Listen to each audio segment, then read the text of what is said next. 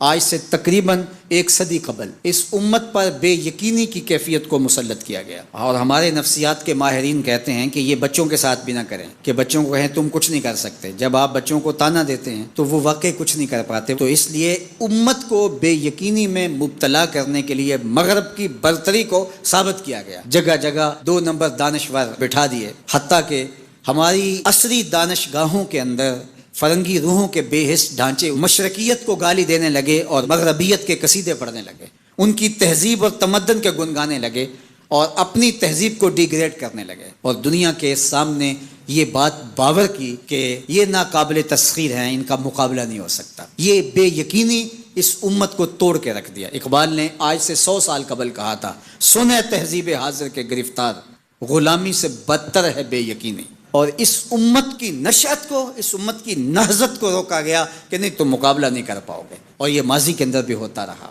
قوم موسیٰ نے کہا تھا ہم تو مقابلہ کر نہیں سکتے، موت سے بدتر زندگی تھی، اور یہ بالکل ہتھیار پھینک چکے تھے۔ پھر حضرت موسیٰ آئے اور ان کو کھڑا کیا، ہمت دلائی، دریائے نیل کے کنارے آئے تو پھر اڑ کے کھڑے ہو گئے۔ چونکہ 12 قبیلے تھے تو کہنے لگے کہ ہم ایک ہی راستے سے نہیں گزریں گے، دشمن پیچھے چڑھا ہوا ہے اور یہ قوم اڑ کے کھڑی ہوگی ہے دریا نیل کے کنارے کہ نہیں ہم ایک سوراخ سے نہیں گزریں گے، ہمارے قبیلے الگ الگ ہیں، لہٰذا ہمارے لیے الگ الگ راستے بناؤ۔ قومیں جب نکبت میں رسوائی میں چلی جاتی ہیں تو یہی حال ہوتا ہے۔ وہ کسی نے کہا کہ ہم ایران کا ساتھ نہیں دے سکتے، وہ تو شیعہ ہیں، تو میں نے کہا کہ چلو آپ نیتن یاہو کا دے دو، وہ تو سنی ہے۔ اس حالت کے اندر نیل کے کنارے کھڑے ہیں اور اب بھی کہہ رہے ہیں کہ نہیں ہم ایک گلی سے نہیں گزر سکتے۔ 12 راستے بن گئے، 12 رستوں سے 12 قبیلے گزرے۔ ادھر وہ بالکل دوسرے کنارے کے قریب پہنچ گئے، ادھر ان کا آخری آدمی دریا میں داخل ہو گیا۔ اب حکم ہوا دریا کو اب تو چلنا شروع ہو، اور یہ پھر پانی میں ڈوب رہے تھے اور یہ کنارے پہ دیکھ کے اپنے قاتل کو آنکھوں سے دیکھ رہے تھے۔ بڑا لطف آتا ہے جب قاتل کو مرتے ہوئے دیکھیں۔ آج کل بڑا مزہ آ رہا ہے، آج کل بہت خوشی ہو رہی ہے۔ یہ آج ہی مجھے کسی نے بھیجا کہ اسرائیل کے وزیر ثقافت نے ایک ہاسپٹل پہ کوئی میزائل لگا ہے، اس کی کوئی دیوار گر گئی ہے، تو اس نے کہا کہ یہ انسانیت تو نہیں ہے۔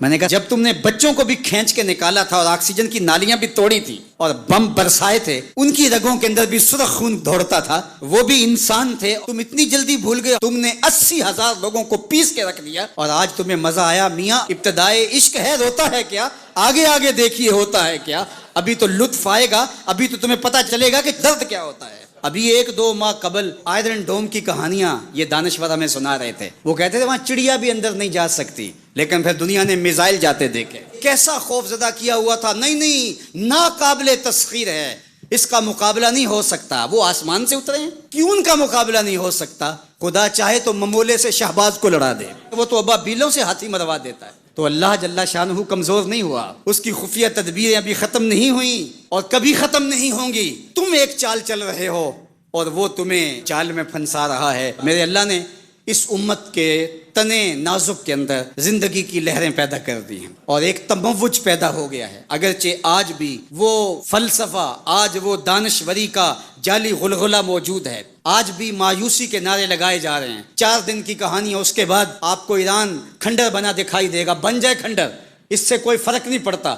جو پیغمبروں نے جنگیں لڑی ہیں اس کے نقصان پیغمبروں نے اٹھائے، اس سے کیا ہوتا ہے؟ تم کھنڈر کی بات کرتے تو کربلا کھنڈر نہیں بنا تھا، لیکن آج جھنڈے حسین کے جھول رہے ہیں، یزید کے تو نہیں جھول رہے۔ تو یہ کھنڈر اسرائیل بننے والا ہے، اسلام کا جھنڈا اونچا ہوگا۔ آل اسلام و یالو ولا یولا علیہ، اسلام سر بلند ہے، سر بلند رہے گا، اور شرق سے لے کر غرب تک جھنڈا میرے حضور کے نام کا لہراتا رہے گا۔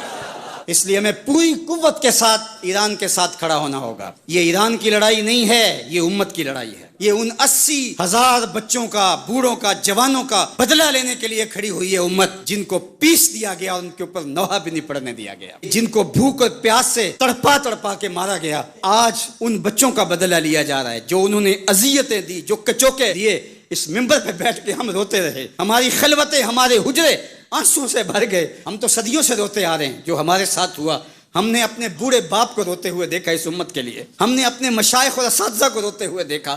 یار یہ وقت ہے، کیوں مایوسی پھیلاتے ہو؟ کتاب ملت بیضا کی پھر شیرازہ بندی ہے کہ شاخ ہاشمی کرنے کو ہے پھر برگو ثمر پیدا، نوا پیرا ہوا ہے بلبل کہ ہو تیرے ترنم سے کبوتر کے تنے نازک میں شاہی کا جگر پیدا۔ انشاءاللہ یہ دن گنے جا چکے ہیں. مغرب سے قیادت مشرق کی جانب منتقل ہونے والی ہے. آپ چائنا کے صدر کا بیان پڑھیے، بصیرت اور حکمت سے بھرا ہوا وہ بیان تھا جس نے سینہ ٹھنڈا کر دیا. دنیا کی نظروں میں سب کچھ ہے، بس ایک آواز اٹھنی ہے اور دنیا کی نئی صف بندی ہوگی اور مغرب سے مشرق کی جانب قیادت منتقل ہو رہی ہے انشاءاللہ. اور وہ وقت دور بھی نہیں ہے کہ انشاءاللہ اسلام کا جھنڈا پوری دنیا کے اوپر لہرائے گا اور مسلمان سر بلند ہوں گے. اور یہ بات ہم عرض کرنا چاہتے ہیں، پوری دنیا بھی اسرائیل کو مان لے، پاکستان کبھی تسلیم نہیں کرے گا انشاءاللہ.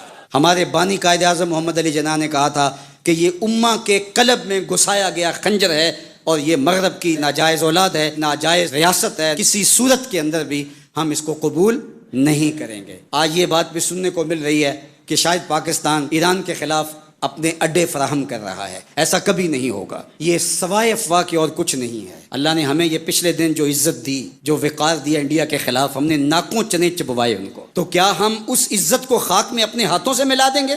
ہم اتنے گرے ہوئے ہیں کہ اپنے ہمسائے ملک کے مقابلے کے اندر ہم اڈے فراہم کر دیں گے؟ کیا ہماری غیرت اتنی بھی نہیں ہے؟ کبھی نہیں ہوگا انشاءاللہ. ہم ایران کے ساتھ کھڑے ہوں گے. کیسے کھڑے ہوں گے؟ یہ ہمارے عسکری ماہرین کا تجربہ ہے کہ انہوں نے کیسے کھڑے ہونا ہے اور کس طرح ساتھ دینا ہے. ہم وہاں سے زخم لگائیں گے، تمہیں پتہ بھی نہیں چلے گا یہ تیر آیا کدھر سے ہے انشاءاللہ. تم چیخو گے لیکن تمہیں پتہ نہیں چل سکے گا کہ یہ پہنچا کیسے ہے، کس راستے آیا ہے. انشاءاللہ اب تمہارے رونے چیخنے کا دور شروع ہوا اور انشاءاللہ بیت المقدس ان قریب ایسے مرحلے میں پہنچے گا کہ ہم یہاں کہہ رہے ہوں گے کہ ہم بیت المقدس کے راستے مدینے جا رہے ہیں. انشاءاللہ بیت المقدس آزاد ہوگا اور ہم ایسے حج عمرے کریں گے کہ اللہ کے ایک گھر سے احرام باندھیں گے اور دوسرے گھر میں جا کے عمرہ کر کے اور حج کر کے کھولیں گے انشاءاللہ العزیز. وہ وقت جلد یا بدیر آنے والا ہے، چونکہ الحق یعلو ولا یعلی الیہ، حق ہی سر بلند ہوگا، جلد یا بدیر اسلام نے ہی غالب آنا. اس کائنات کی ابتدا سے لے کر آدم علیہ السلام کی تخلیق سے لے کر قیامت کے برپا ہونے تک دجال سے برا شخص کوئی پیدا ہی نہیں ہوا. یہ سب سے بدترین شخص ہوگا جو روئے زمین کے اوپر پیدا ہونے والا ہے، اور وہ خوش نصیب لوگ ہوں گے جو دجال کو قتل کریں گے. اور پھر اس کا وقت بتایا گیا، اس کی شکل بتائی گئی، اس کا قد بتایا گیا، اس کی صورت بتائی گئی کہ مومن دھوکہ نہ کھائیں. حضور نے دجال کا نقشہ بیان کیا، ایک ایک چیز بیان کی دجال کی، کیونکہ یہ سب سے بڑا فتنہ ہے اس کائنات کا.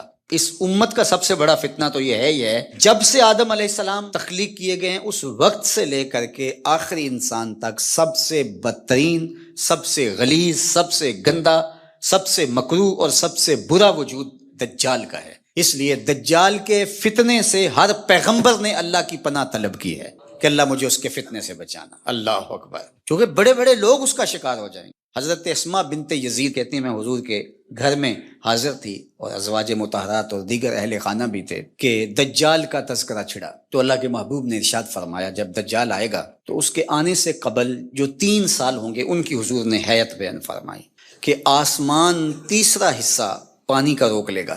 یعنی جتنی بارشیں برستی ہیں 2 حصے برسیں گی، 1 حصہ نہیں برسے گا، کم ہوگی بارش اس سال. اور زمین کی فصل بھی جتنی اگتی ہے اس کا تیسرا حصہ نہیں اگے گی، 2 حصے اگے گی. پھر اس کے بعد دوسرا سال آئے گا تو 2 حصے آسمان پانی روک لے گا اور زمین 2 حصے فصل روک لے گی. پھر تیسرا سال آئے گا تو 1 قطرہ بھی نہیں برسے گا اور زمین سے 1 دانہ بھی نہیں اگے گا، حتیٰ کہ کھروں والے جانور اور چرنے والے جانور اور کوہانوں والے جانور سارے کے سارے مر جائیں گے. یعنی اونٹ، بکریاں، گھوڑے سارے مر جائیں گے بھوک کی وجہ سے، قحط سالی کی وجہ سے. جب یہ 3 سال گزریں گے تو پھر دجال آئے گا اور دجال ایک دیہاتی کو ملے گا اور کہے گا کہ اگر تو چاہے اور مجھے رب مان لے تو میں تیرے گھوڑے اور تیرے یہ جانور زندہ کر سکتا ہوں. وہ کہے گا کہ اگر ایسا ہو جائے تو بہت اچھا. تو وہ اشارہ کرے گا تو اس کی بکریاں، اس کی گائیں زندہ ہو کے اس کے ساتھ آ جائیں گی. شیطان اس شکل میں جو ہے وہ نمودار ہوگا تو اسے لگے گا کہ سب کچھ زندہ ہو گئے اور وہ اس پہ ایمان لے آئے گا. اس کے بعد پھر دوسرے دیہاتی کو ملے گا اور اس کو بھی یہی کہے گا تو شیطان پھر اس کی بھیڑ بکریوں، اس کی گائے، اس کے اونٹ، ان کی شکل کے اندر ظہور پذیر ہو جائے گا تو پھر اس کے پیچھے وہ بھی چل پڑے گا. یہ 2 چیزیں حضور نے بھی بیان کی تھی کہ حضور کو باہر کوئی کام پڑ گیا تو حضور یہیں چھوڑ کے بات تو باہر تشریف لے گئے. تھوڑی دیر کے بعد حضور جب واپس تشریف لائے تو حضرت اسماء بنت یزید اور گھر کی دیگر خواتین زاروں کے تار رو رہی تھی. حضور نے فرمایا تمہیں کیا ہوا، تم کیوں رو رہی ہو؟ انہوں نے عرض کی یا رسول اللہ صلی اللہ علیہ وسلم آپ نے جو دجال کا ذکر کیا، کیونکہ صحابہ کے نزدیک سب سے قیمتی متاع ایمان ہے اور ہمارے نزدیک بھی سب سے قیمتی ایمان کی متاع ہی ہونی چاہیے. اور یہ بات میں نے کئی مرتبہ آپ سے کہی، اس دنیا میں سب سے بڑا انعام اور سب سے بڑا تحفہ جو حضرت انسان کو دیا گیا، سب سے بڑی نعمت جو ودیعت ہوئی، وہ ایمان ہے. اور قیامت کے دن سب سے بڑی دولت اور نعمت عطا کی جائے گی جنت میں، وہ دیدار الہی ہوگا.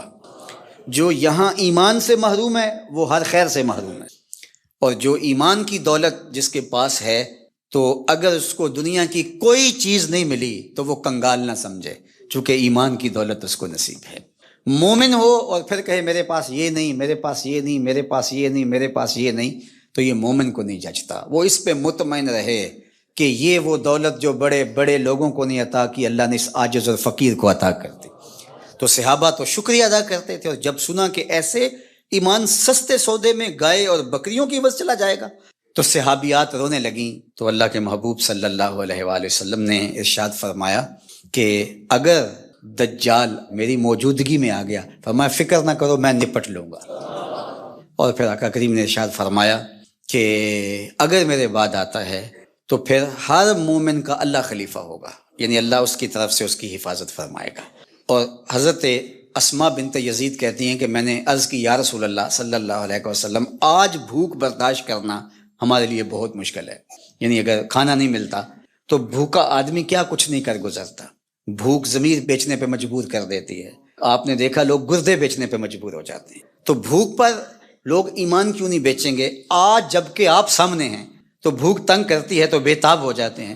اور صدیوں کے بعد جب خوشحالیاں آ جائیں گی اور دجال یہ پیکج لے کے آئے گا، اس وقت مومنوں کا، مسلمانوں کا کیا حال ہوگا؟ جب اتنے فاقے ہوں گے، 3 سال تک کچھ کھانے کو نہیں مل رہا ہوگا، تو پھر کیا بنے گا؟ یہ پریشانی اس نے تڑپا دیا ہے. تو اللہ کے محبوب نے فرمایا سنیے، ان کو وہی خوراک کفایت کرے گی جو آسمان والوں کو کفایت کرتی ہے. تو یہ ہمتن گوش ہوگی کہ وہ کون سی غذا ہے کہ اس غذا کے بدلے میں ان کو غذا دی جائے گی. تو آقا کریم نے فرمایا من التسبیح والتقدیس، یہ سبحان اللہ پڑھیں گے، اللہ کی تقدیس بولیں گے. جو فرشتے اللہ کی تسبیح تقدیس پڑھتے ہیں، یہ سبحان اللہ، الحمدللہ، اللہ اکبر، یہ تسبیح و تقدیس بولیں گے، ان کی بھوک مٹتی چلی جائے گی، اللہ ان کی مدد فرمائے گا. تو